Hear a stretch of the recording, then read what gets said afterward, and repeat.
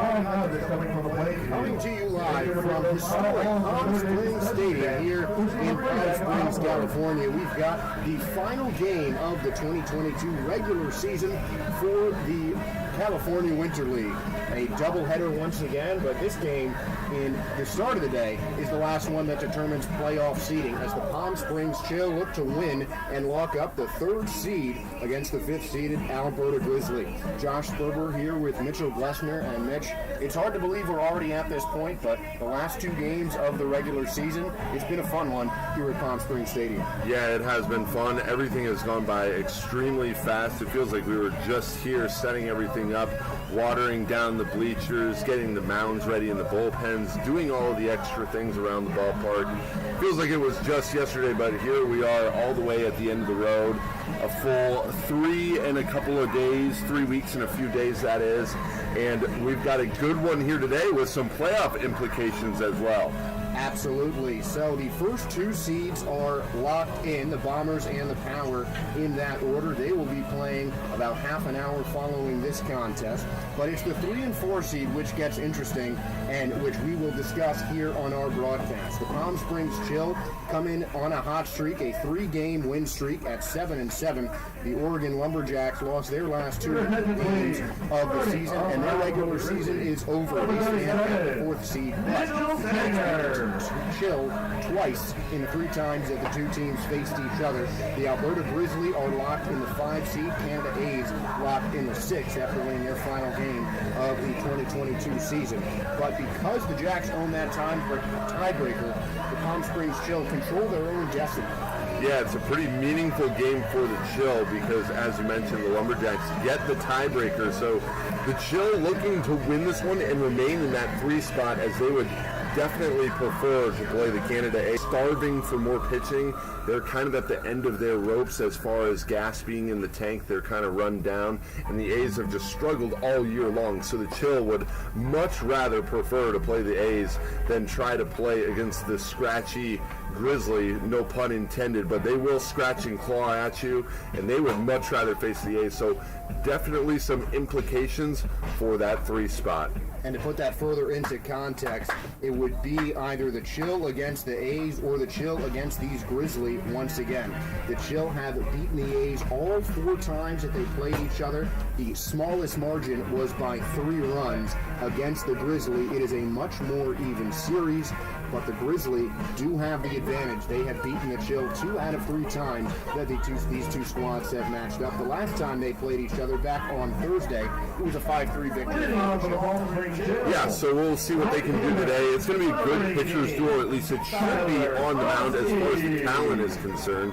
2 of the most talented arms starting today between Corby McCoy and Mitchell Sanger, but both of them have struggled to put a complete game together. We'll see if one of them can do that today. And a couple of big lefties on the hill as Mitchell Sanger pumped to Mary. Blake Porter batting 3rd and playing left field as the next pitch misses high from Sanger, count 2-1. Gavin Jones recently signed in the Atlantic League to the Southwestern Maryland Blue Crabs. He's cleaning up and playing at 3rd as Bonsky fouls that one, maybe off his own arm, but that evens up the count at 2-2. Swanji Peng is playing 1st and batting 5th. Xiaopin Ho playing 2nd, batting 6th. Kazuya Ohita, the power-hitting shortstop, is batting 7th. And Vince Garcia at the DH spot, batting 8th. And Devin Fisher rounds out the order for the Chill and is behind the plate, the battery mate of Corby McCoy, as the next pitch misses outside. Count runs full to Tyler Bonsky as we take a look at the defense for the Grizzly. It's from left to right in the outfield. D.C. Russ, Christian Busby in center, and Anthony McDougal back in right as Bonsky waves and whiffs at strike 3. Mitchell Sanger fighting through the full count to get the first batter out swinging.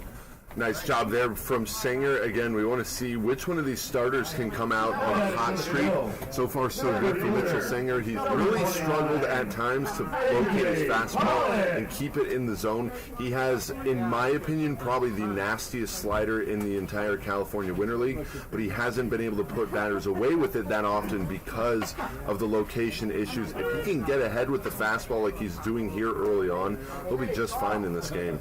And it is a pretty similar issues between the Mitchell Sanger and Corey McCoy. Both have great stuff, but both have had struggle locating consistently so far this season. But if they are on, they are two of the most unhittable pitchers in this. The rest of the defensive lineup for the Grizzly.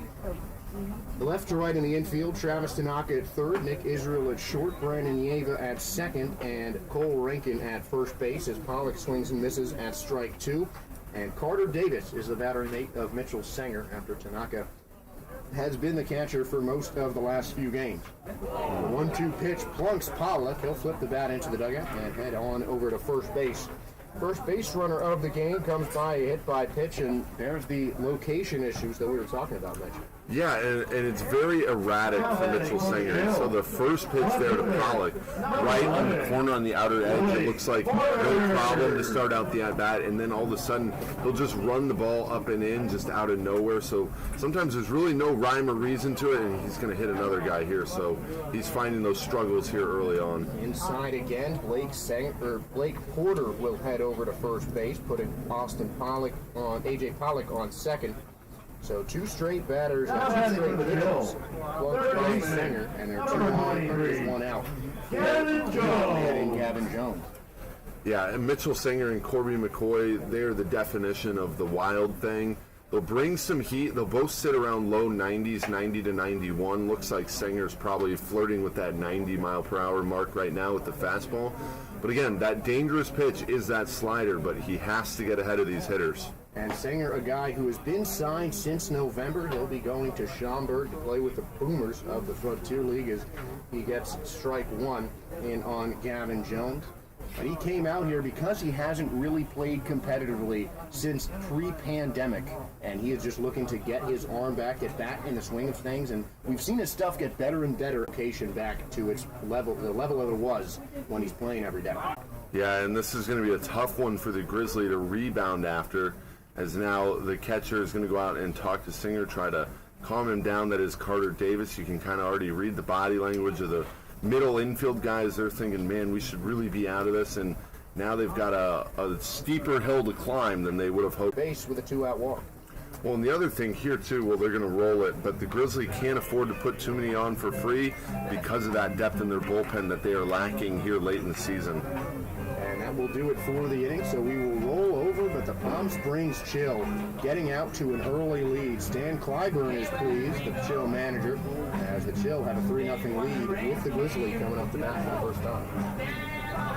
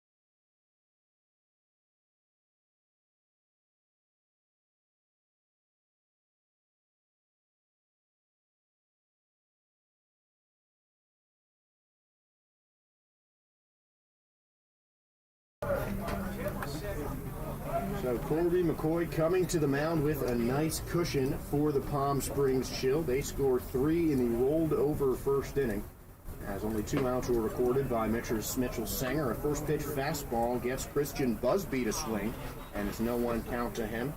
Busby leading off and playing in center field as we set the lineup for the Alberta Grizzly after this pitch.